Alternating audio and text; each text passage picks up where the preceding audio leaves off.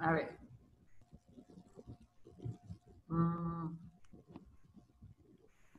Pues a ver si me enfoca esta cámara, porque, bueno, en Ahí fin. estás bien. Sí, bueno. Pues buenos días a todos, como todos los miércoles, aquí estamos a las 11 de la mañana con Unisexo Divergente a través de UPAV Radio, que nos pueden sintonizar en www.upav.edu.mx o a eso de las 12 del día ya han subido este pequeño video a la página de UPAV Radio en la sección publicaciones y ahí nos pueden ver.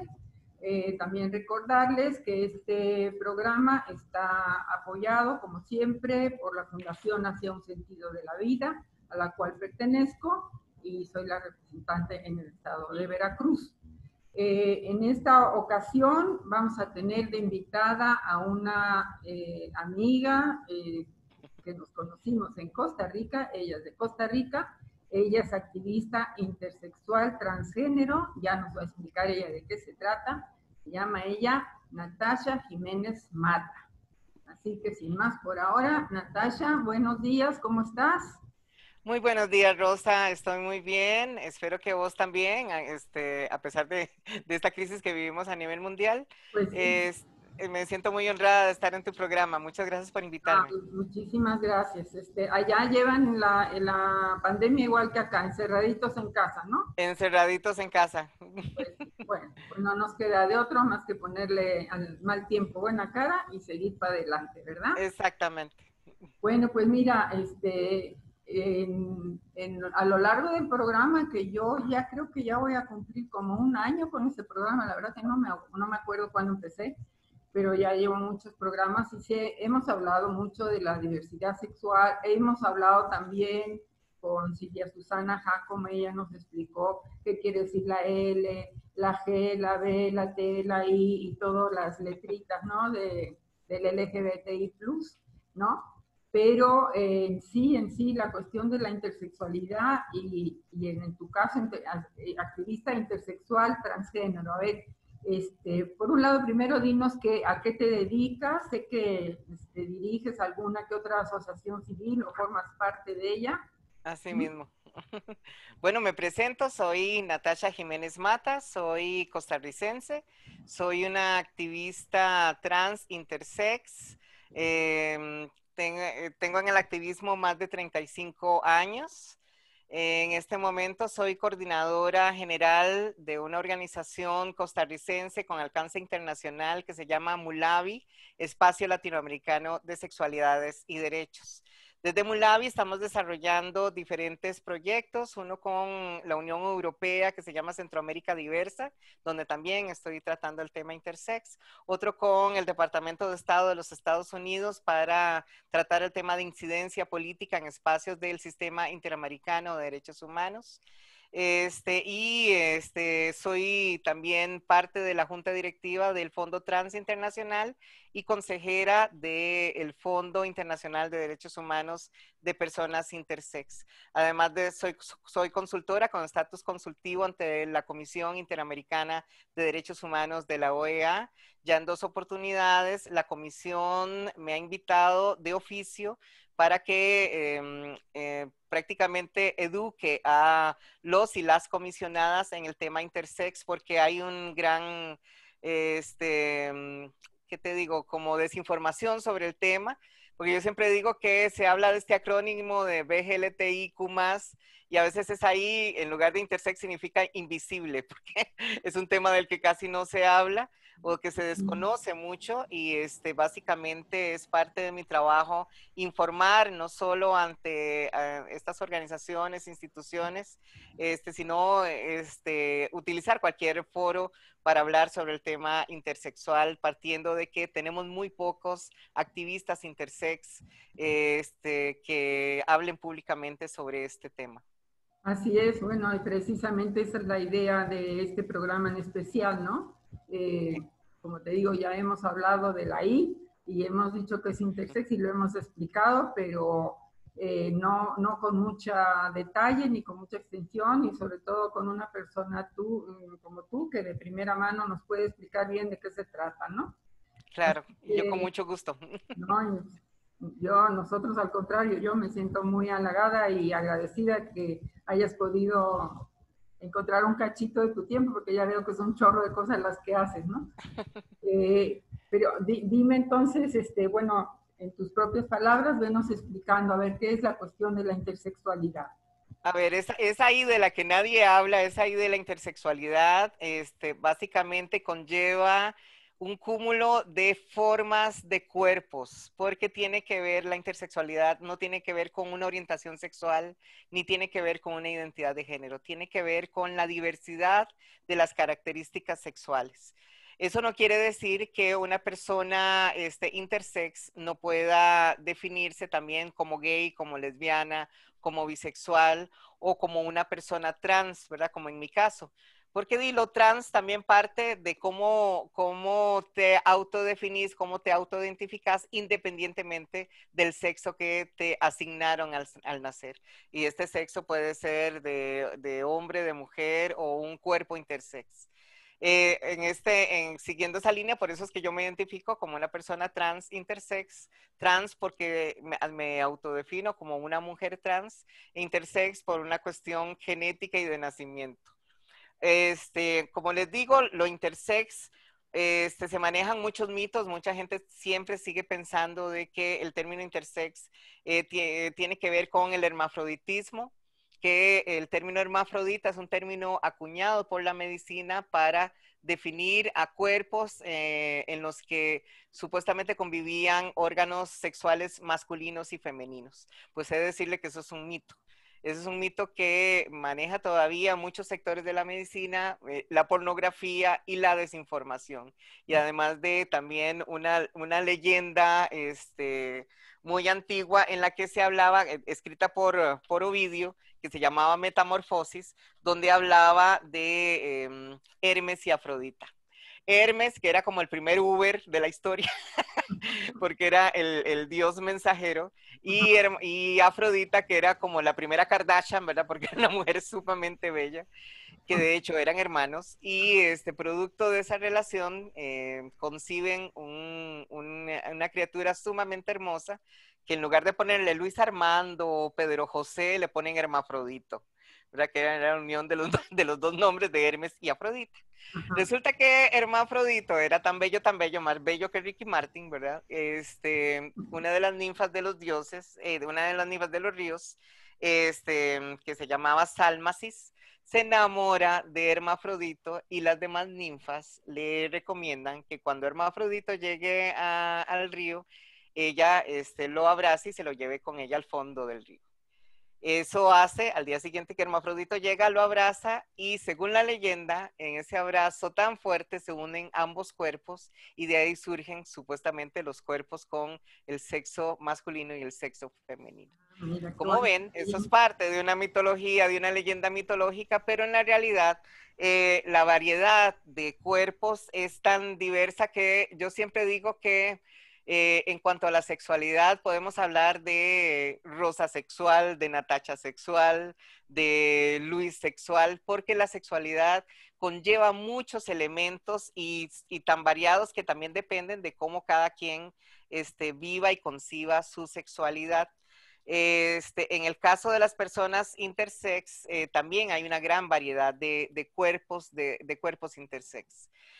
Según el Catálogo Internacional de Enfermedades, se habla de al menos 32 a 42 formas de cuerpos intersex, pero quienes somos activistas hemos encontrado hasta 75 variaciones de corporalidades intersex. A ver, disculpa que te interrumpa, me dices que Y está por favor, interrúmpame las veces que quiera. no, pero me dices que está en un catálogo de enfermedades, pero eso no es una enfermedad.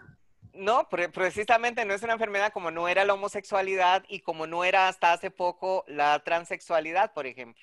Claro. La homosexualidad hasta hace muy pocos años se consideraba una enfermedad mental, ¿cierto? Sí. Y es gracias a que se radica que se empieza a celebrar el Día contra la Homofobia, Ujú. precisamente porque se radica la homosexualidad. un grupo de organizaciones en la que incluimos a Mulavi, que es la organización que yo dirijo, que Mulavi de hecho no son siglas como de mujeres latinoamericanas bisexuales, no, sino que es una palabra africana que significa espacio pequeño sin fronteras. Ah, qué Pues bueno. Mulavi, en conjunto con otras organizaciones trans, hace trabajo de incidencia ante la Organización Mundial de la Salud, y es hasta hace poco que se sacan de los manuales de psiquiatría todas las identidades trans, y se dejan de considerar enfermedades mentales. Las corporalidades intersex todavía se siguen patologizando y todavía se siguen considerando enfermedades. Y como todavía las siguen considerando enfermedades y patologías, en muchos países latinoamericanos y del resto del mundo se siguen mutilando a niños y niñas intersex porque consideran que estos cuerpos son monstruosos. Les comento una cosa, por ejemplo, en Costa Rica es el tercer país o el tercer lugar en el mundo con más casos de hiperplasia suprarrenal congénita. Suena a trabalenguas, pero la hiperplasia, para hablarlo de manera más coloquial y sencilla, lo que hace es virilizar a las niñas. Son niñas que nacen con un clítoris que la medicina considera monstruoso, que considera inaceptable porque puede medir 2,5 centímetros o más. Y para los médicos es inaceptable que una niña ande por la vida con un clítoris que parezca un pene, ¿verdad? Eso, entre otras cosas. Pero, ¿qué es lo que pasa con estas niñas? Que en la mayoría de los casos lo que hacen es mutilar este clítoris y generan muchos daños en la salud de estas niñas, ¿verdad? Insensibilidades y etcétera, etcétera. Discapacidades incluso.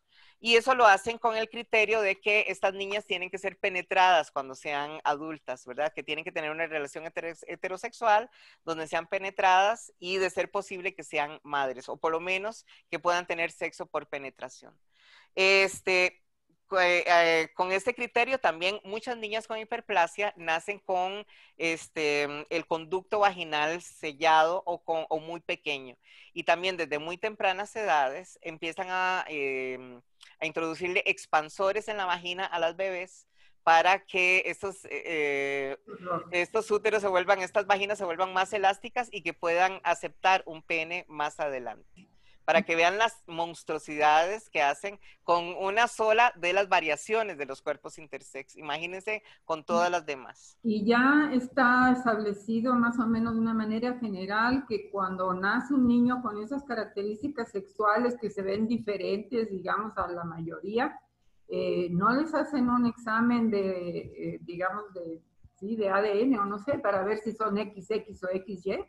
Bueno, eso ya no, todavía la medicina lo sigue considerando determinante, pero la población trans y la población intersex ha demostrado que estos exámenes de cariotipo, ¿verdad? Donde se determina si es hombre o mujer a nivel de cromosomas, no son determinantes.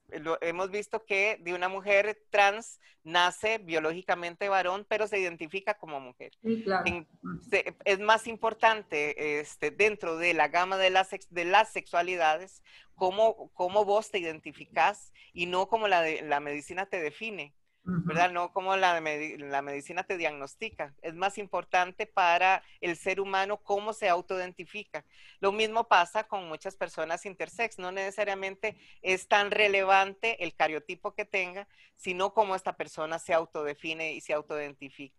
En Costa Rica, por ejemplo, y en muchos países, lo que hacen desde hace muy corto tiempo para acá es que hacen el tamizaje del talón. Es un examen que hace a los bebés a los 8 días de nacido, donde toman una muestra de sangre del talón del bebé o de la bebé y con esta muestra determinan un número determinado de condiciones. Y dentro de este número determinado, lo que tratan de ver es si esta persona tiene hiperplasia, por ejemplo, en el caso Costa Rica. Y a partir de ahí empiezan todo un protocolo donde en muchas ocasiones estas cirugías las empiezan a hacer antes de que cumplan el primer año de edad, con el criterio de que en la adultez no van a tener recuerdos, ni secuelas, ni cicatrices, etcétera, y eso es una total mentira porque, por supuesto, que eso genera cicatrices, recuerdos, y en algunos casos hasta discapacidades en los cuerpos de las personas intersex. Es como una falta de respeto a ese niño que acaba de, niño o niña que acaba de nacer, porque finalmente Una él o ella... total falta de respeto, Rosa. Sí, de hecho, en una entrevista, para una investigación que hicimos, en una entrevista que hicimos al director de endocrinología del Hospital Nacional de Niños, nos decían que, y pasa en muchos países del mundo, que esas cirugías las hacen sin consentimiento de los padres y mucho menos de la persona intersex. Las hacen de oficio. Y me decía textualmente este médico que ellos para qué le iban a preguntar a los papás si tal vez no iban a tener el conocimiento para procesar esta situación. Entonces simplemente lo hacían sin consultarlo. Y Qué eso barbaridad, pasa en muchos países del mundo. qué barbaridad. Ay, Dios mío. Pero De hay hecho, otras formas, ¿no? Que no son tan evidentes como un clítoris grande, sino que en los órganos sexuales, en los órganos reproductivos internos, digamos, ¿no? exactamente, sí, como te digo, esta es apenas una de las tantas manifestaciones de las corporalidades intersex. Pueden haber muchas otras manifestaciones, desde testículos ascendidos, un micropene, etcétera, etcétera. Pueden haber muchas otras manifestaciones de los cuerpos intersex. Esto es apenas la hiperplasia es una de las tantas manifestaciones. ¿Hay algún porcentaje a nivel mundial de cuántos niños nacen así, más o menos? ¿O? Hay mucho secretismo en el sector de la medicina para hablar de esto, pero se sabe que al menos un 2% de la población mundial es intersex. Y solo para que te hagas una idea, Rosa, hay tantas personas intersex como personas pelirrojas, por ejemplo. Solo Digan, para que se tomen una idea de la cantidad de personas intersex, o sea que no somos tan raras y raros como la gente piensa, o sea, yo no estoy al lado de la sirena y de la damadrina y del gnomo, o sea, no somos como seres mitológicos, sino que somos seres reales, personas reales, y que somos tan comunes como cualquier otra persona. claro que sí. Qué barbaridad. Es como si, que me choca que lo sigan considerando enfermedad. Digo, es como, no sé, algunas personas que nacen con un ojo verde y el otro azul, o uno café y uno verde, y los consideraran enfermos, que eso no es una enfermedad, es Exactamente, como exactamente. nacen, ¿no? Ujú. Qué barbaridad. O sea, sí hay que luchar por eso. Bueno, yo sé que lo estás haciendo y yo en este segmentito, pues es un granito de arena para que más gente se vaya enterando, ¿no? Y por eso te lo agradezco tanto, Rosa. Sí, sí, sí. ¿Algo más que quieras añadir en cuanto a la intersexualidad? Bueno, yo lo que siempre digo siempre al final de mis conferencias es de que, por ejemplo, y perdónenme que me refiera tanto a mi país, pero es mi referente, Costa Rica reúne más del 2% de la biodiversidad a nivel mundial. De hecho, en algún momento hasta se quiso exportar oxígeno de Costa Rica a otros países por el aire tan puro del que gozamos. Y si celebramos tanto la biodiversidad, no veo por qué no podemos celebrar la diversidad también de cuerpos, de sentires, de saberes, pero sobre todo de corporalidades intersex. ¿Por qué se siguen considerando todavía los cuerpos intersex como cuerpos monstruosos, como cuerpos que tienen que ser colonizados, arreglados y mutilados? Celebremos la diversidad de cuerpos también, Ah, así como celebramos la diversidad de orientaciones, de identidades, de culturas. Celebremos también la diversidad de corporalidades. claro que sí.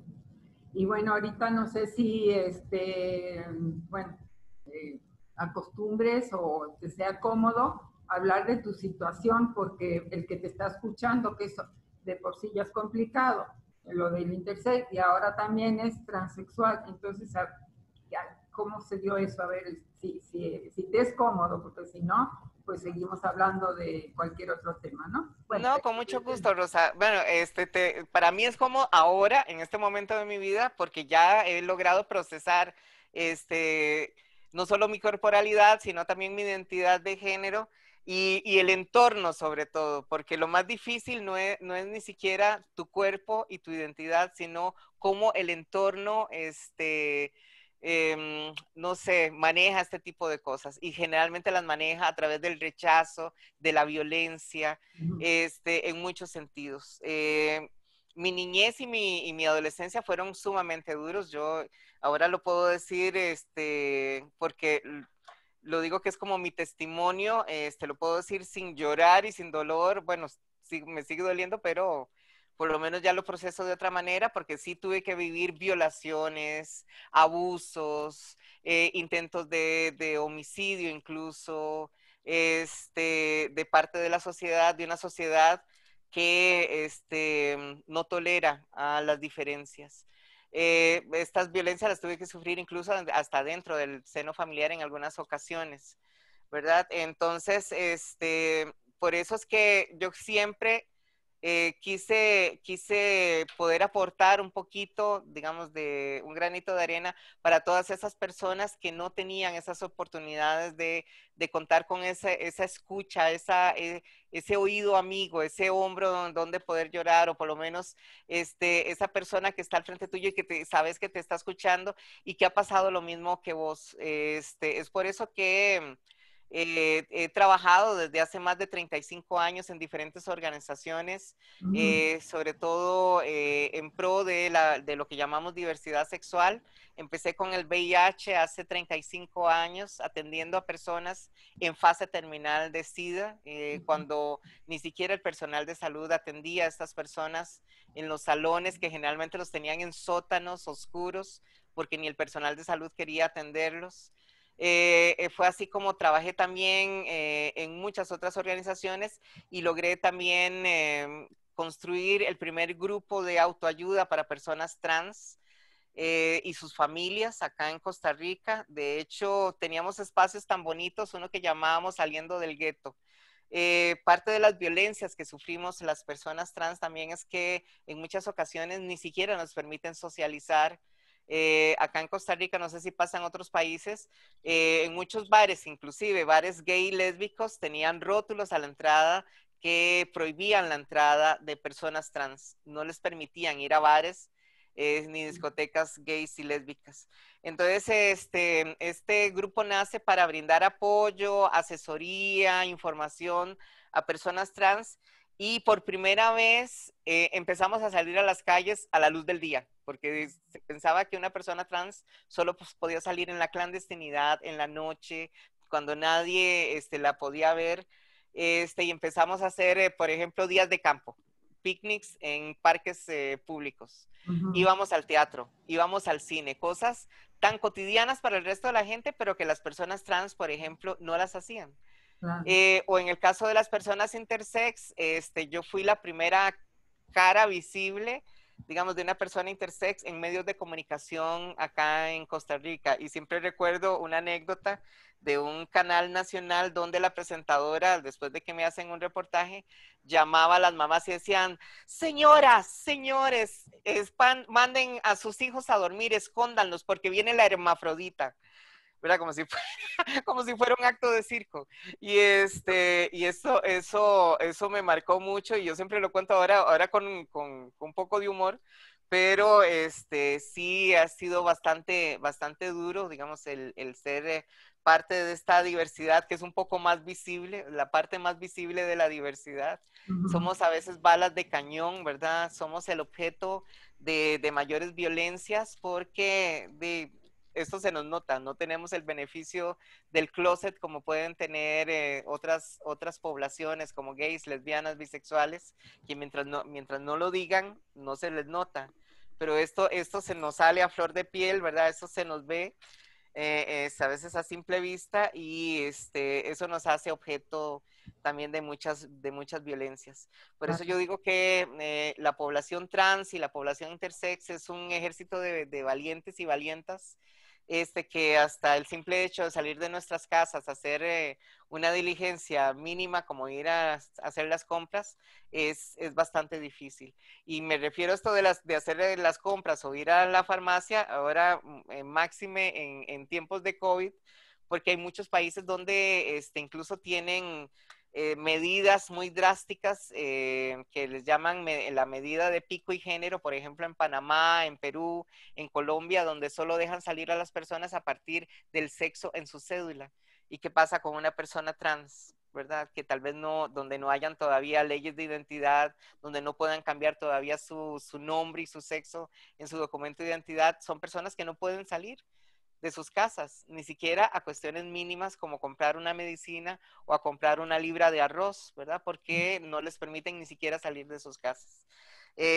O como el COVID también ha venido a agravar una situación de pobreza que ya era de por sí precaria en las poblaciones trans, porque yo siempre hablo de la cadena de la marginación que empieza en el seno familiar, que generalmente las familias no están preparadas, por ejemplo, para un niño o una niña trans.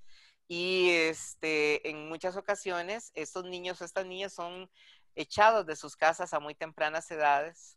El sistema educativo tampoco, que es otro eslabón de esta cadena, no está preparado para niños o niñas trans. Y por una cuestión de embudo, la gran mayoría de personas trans, sobre todo mujeres trans, se tienen que dedicar al sexo por sobrevivencia, porque ni siquiera le llamaría trabajo sexual. Incluso muchas personas intersex, aunque ustedes no lo crean, también se han dedicado al trabajo sexual porque no les queda otra opción, la sociedad no les brinda otra opción de subsistencia. Y con esto del COVID, el trabajo sexual se ha visto mermado, las mujeres trans han tenido que salir incluso de las cuarterías donde viven, que a veces son cuartitos precarios, es porque ni siquiera tienen para pagar esos cuartitos. Y no hay campañas tampoco de apoyo para nuestras poblaciones. Como les digo, el COVID ha venido a agravar ya una situación que ya era precaria y dura para muchas de nuestras poblaciones. Y en el caso de las personas intersex, todavía seguimos con estas cirugías no consentidas, cirugías que siguen siendo arbitrarias por parte de la medicina. Nuestra integridad corporal sigue siendo violentada, por el afán de que nuestros cuerpos entren en la norma, que sean normales. Ni siquiera es por una cuestión funcional, es más que todo por una cuestión cosmética, porque la sociedad no admite esta diversidad de cuerpos. Sí. Dime una cosa, como este programa, bueno, originalmente mi idea, pues como ya he formado dos grupos de apoyo para mamás y papás, ¿no? Uno en la Ciudad de México, luego me vine a vivir a Jalapa, aquí formé otro, no se dio en persona, por muy poco tiempo tuvimos concurrencia y ya luego pues abrí mi grupo Jalapa LGBTI en Facebook, ¿no? Ahí sí ya tengo 4,000 personas o algo así, de todo Wow. el mundo, pues ya ves, ¿no? El Facebook es a todos lados. Luego hasta me piden árabes o chinos con sus garabatitos ahí, pues no los acepto porque no nos vamos a entender y no tiene sentido, ¿verdad? Claro. Pero bueno, el origen fue lo que me vino a mí a la mente hacer este programa. Digo, si en un grupo a lo mejor puedo hablar con una mamá, dos mamás, o a través incluso del grupo de Facebook me contactan y si viven en Jalapa, no me veo en persona con ellos, ¿no? Qué bueno. Pues qué más razón que a través de la radio que me oiga mucha gente, ¿no? Claro. Entonces, que nos oiga mucha gente. Yo quisiera que me platiques un poquito, precisamente para las mamás y papás que nos puedan estar oyendo, cómo tu papá y tu mamá, cuando tú naciste, cómo la llevaron, cuál fue su reacción, lo que te han contado, por supuesto tú no recuerdas, pero ¿cómo fue? Bueno, sí, lo que me cuenta mi mamá es que cuando yo nazco, a mí me separan de ella por 4 días, precisamente porque ven como ciertas anormalidades, entonces me imagino, ¿verdad? Porque ni siquiera mi mamá lo sabe explicar, solo que hasta el 4.º día de que yo nací me entregan a ella. Y a mi mamá no le dan ninguna información, ¿verdad? Y ella muy sabiamente, dentro de la desinformación que manejaba, nunca me asignó, digamos que eso es algo que yo siempre lo valoro mucho y lo digo en todos los foros, y sobre todo como consejo a los papás, nunca me asignó a que jugara, por ejemplo, con juguetes que eran típicos para niño o juguetes que eran típicos para niña.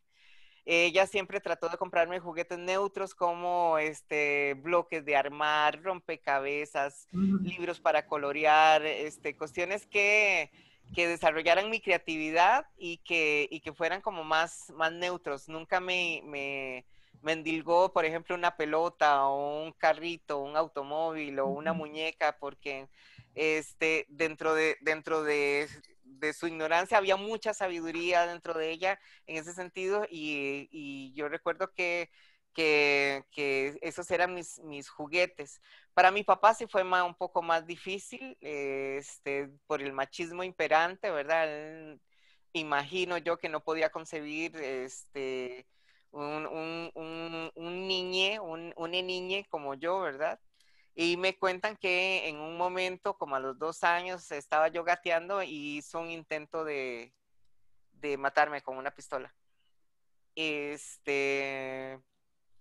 Y de no ser por una vecina, que fue la que me salvó, ya no estaría contando el cuento en este momento ante vos.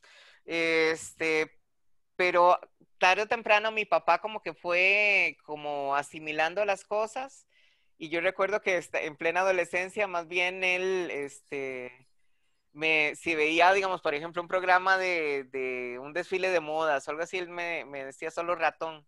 Ratón, venga a ver el programa, ratón, tal cosa. Y entonces, yo creo que tarde o temprano, él como que terminó asimilando la situación. Sí fue bastante duro. La familia más, digamos, como más lejana, sí no lo aceptó nunca. Siempre hubo rechazo, siempre hubo, no sé, comentarios muy duros de parte de tías, sobre todo, de primos, intentos de abuso de parte de tíos, cuestiones de este tipo. Porque algo que pasa con la sociedad y que yo siempre lo digo es que los abusos y las violaciones a veces ni siquiera, o en la gran mayoría de los casos, no son actos sexuales, sino en el caso sobre todo de nuestras poblaciones, son actos de poder, ¿verdad? Para que se sepa quién es el que tiene el poder, quién es el macho en la sociedad y también para dominar a estos cuerpos que son, diferentes para ellos. Le pasa mucho a los hombres trans, ¿verdad? A muchas mujeres lesbianas que piensan, el violador en su mente piensa que con esto nos van a curar, ¿verdad? De esa situación rara. Y eso es lo que me decían, por ejemplo, cuando yo tuve ese episodio de violación, fueron 3 violadores. Y eso es lo que decían, ¿verdad? Que prácticamente con eso me iban a curar de eso mágicamente, de eso raro que yo tenía. Este, la iglesia también fue otra de las situaciones muy duras. Mi familia fue siempre protestante. Eh, yo venía de una familia protestante y recuerdo que en la adolescencia también, porque la adolescencia ya es dura para todo el mundo y para mí fue el triple. Recuerdo que yo, digamos, como ya venía de una familia protestante, siempre iba a la iglesia de niña y en la adolescencia todavía se continuaba yendo a la iglesia. Y el pastor me llama un día a una reunión para decirme que, al consejo de mayores, como le llaman ellos, para decirme que a qué iba yo a la iglesia, a preguntarme, porque él sentía que yo iba a seducir a los feligreses, ¿verdad? Yo sin haber hecho nada. Y entonces esa misma semana me mandan a la mano derecha del pastor, que de hecho era doctor, un cirujano plástico, no tenía nada que ver ni con endocrinología, ni con nada que tuviera que ver con mi condición, pero me llevan donde este doctor para que supuestamente me examine y lo que hace es violarme.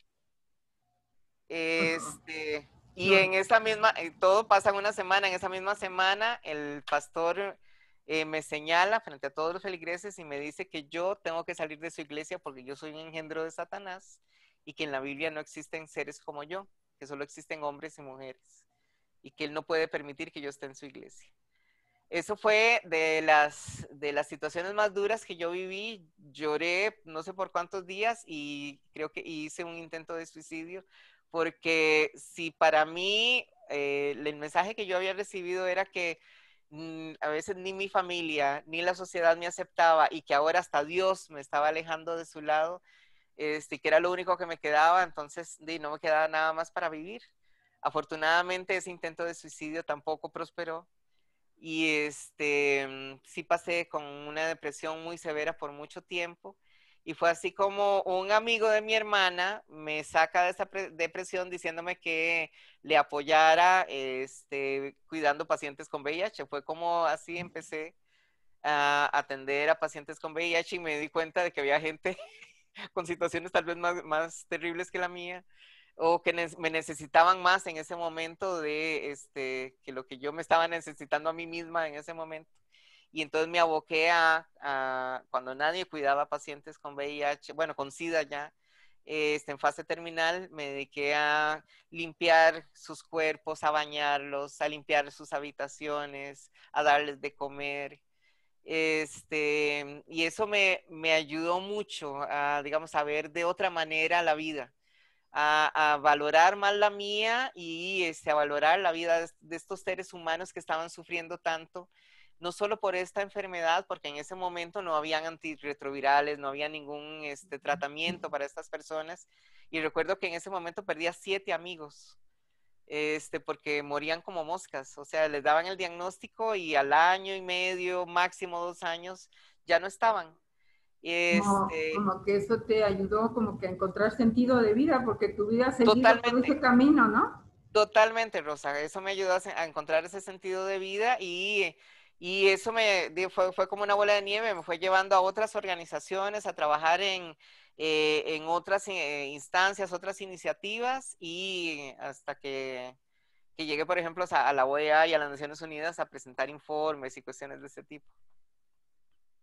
A ver, yo creo que a los oyentes, bueno, a mí me entra el interrogante y supongo que a los oyentes también, de que cómo era tu cuerpo cuando naciste, cuando fuiste, porque ahora me estás diciendo que ibas a la iglesia y que esta niña, dices esta niña, o sea, ya cuando el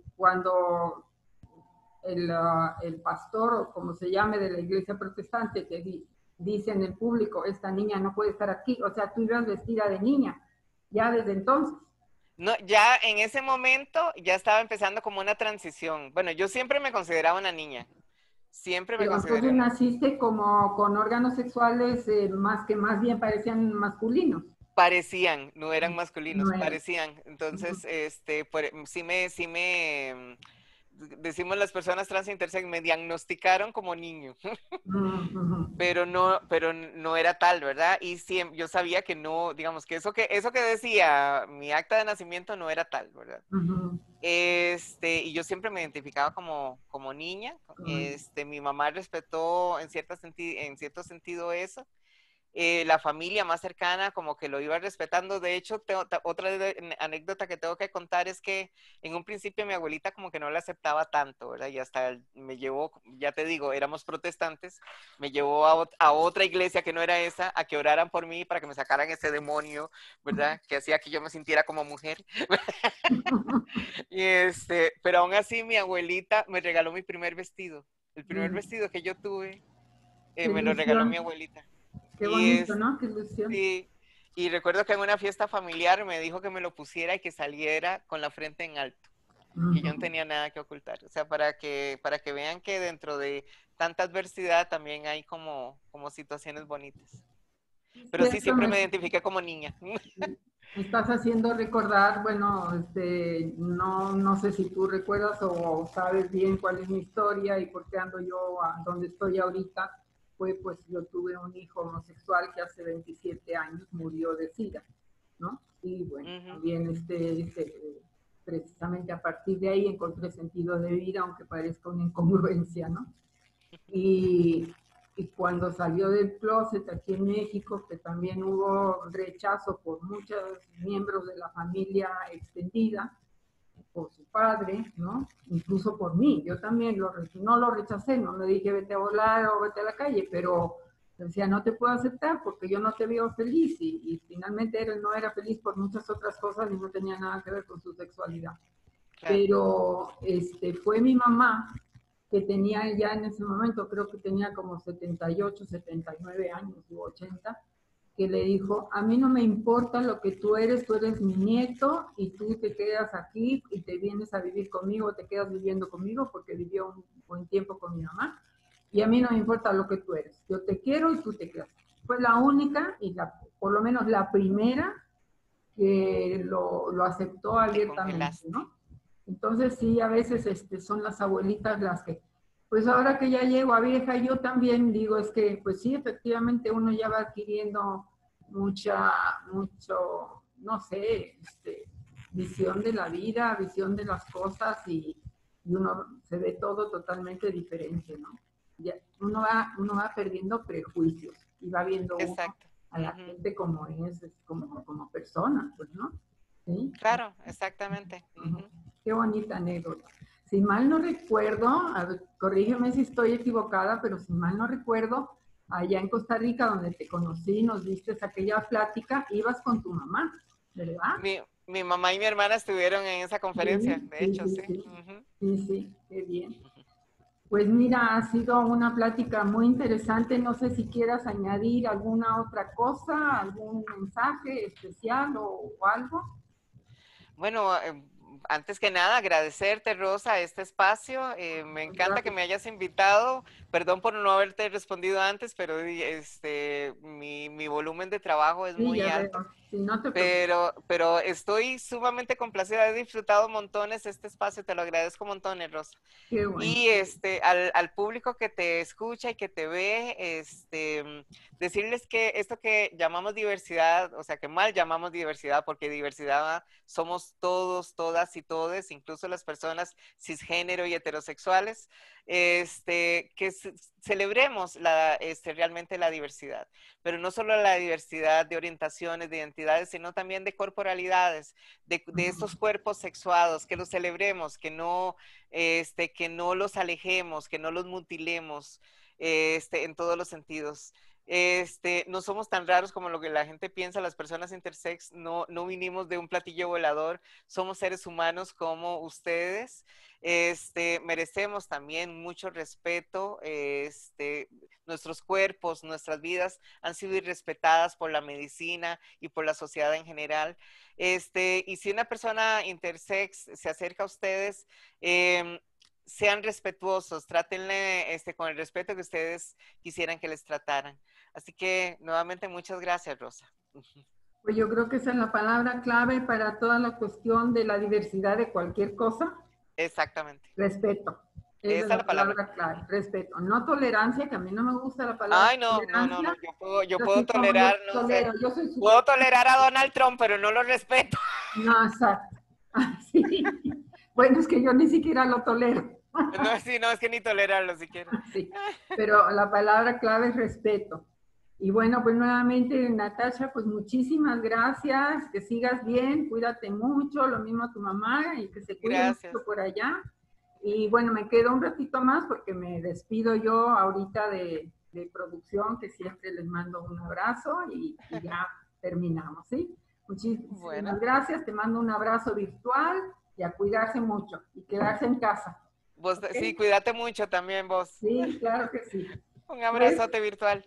ándale, pues entonces muchas gracias a todos los que nos han visto en este programa, a todos y todas, y sobre todo gracias a producción de UPAP Radio, que siempre me apoyan muchísimo, y nuevamente deseando que nuestra directora de la radio ya esté mejor, se tuvo un accidente, se rompió un brazo y alguna que otra cosa, supongo, y está en recuperación, así que América, te mando muchos besos. Sabes que te quiero mucho y que te agradezco tanto que me dieras este espacio. Y bueno, pues hasta la próxima, que será el próximo miércoles. Y no digo de qué se va a tratar porque no tengo la menor idea. A ver qué me invento en esta semana. Hasta luego, Natasha. Un beso muy grande. Gracias. Hasta luego. Un abrazo a toda la gente en Jalapa, a toda la gente en México. Un Anda, besote. chao, mija. Bye. Bye. Chao.